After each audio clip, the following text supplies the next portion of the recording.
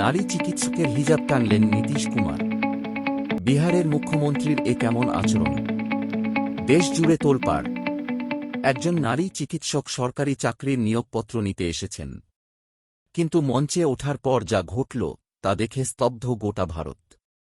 খোদ রাজ্যের মুখ্যমন্ত্রী সবার সামনে টেনে নামিয়ে দিলেন সেই নারী চিকিৎসকের হিজাব।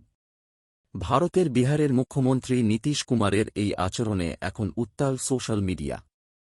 ঘটনাটি ঘটেছে বিহারের আয়ুষ ও চিকিৎসকদের নিয়োগপত্র প্রদান অনুষ্ঠানে। ১,২০০-র বেশি চিকিৎসকের মাঝে যখন এক মুসলিম নারী চিকিৎসক মঞ্চে আসেন, তখনই ৭৫ বছর বয়সী নীতীশ কুমার হঠাৎ তার হিজাব টেনে নিচে নামিয়ে দেন। ভিডিওতে দেখা যায়, বিহারের উপমুখ্যমন্ত্রী সম্রাট চৌধুরী তাকে থামানোর চেষ্টা করছেন, কিন্তু পাশেই দাঁড়িয়ে হাসছিলেন স্বাস্থ্যমন্ত্রী ও মুখ্য সচিব। এই ভিডিও ভাইরাল হতেই শুরু হয়েছে সমালোচনার ঝড়। আসাদুদ্দিন ওয়াইসির দল এআইএমআইএম প্রশ্ন তুলেছে, মুখ্যমন্ত্রী যদি এমন আচরণ করেন, তবে নারীদের নিরাপত্তা কোথায়? কংগ্রেস সরাসরি নীতীশ কুমারের পদত্যাগ দাবি করেছে। প্রধান বিরোধী দল আরজেডি তো আরও এক ধাপ এগিয়ে বলছে, নীতীশ কুমার মানসিকভাবে অসুস্থ হয়ে পড়েছেন। তবে নীতীশ কুমারের দল জেডিইউ বলছে অন্য কথা। তাদের দাবি, এটি ছিল স্রেফ স্নেহ।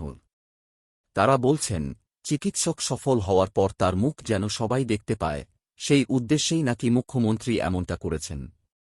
কিন্তু প্রশ্ন উঠছে, একজনের ধর্মীয় স্বাধীনতা ও পর্দা করার অধিকারে হস্তক্ষেপ করা কি স্নেহ হতে পারে? এর আগেও নীতীশ কুমারকে নিয়ে নানা বিতর্ক হয়েছে, কখনো আইএএস অফিসারের মাথায় ফুলের টব রাখা, আবার কখনো শোকসভায় দাঁড়িয়ে হাততালি দেওয়া। নীতীশ কুমারের এই আচরণ কি সত্যিই নিছক স্নেহ, নাকি ক্ষমতার অপব্যবহার? আপনি কি মনে করেন? কমেন্টে আপনার মতামত জানান। ভিডিওটি শেয়ার করে অন্যদের দেখার সুযোগ করে দিন। আর দেশ বিদেশের এমন আরও আলোচিত খবরের আপডেট পেতে আমাদের চ্যানেলটি এখনই সাবস্ক্রাইব করুন। ধন্যবাদ।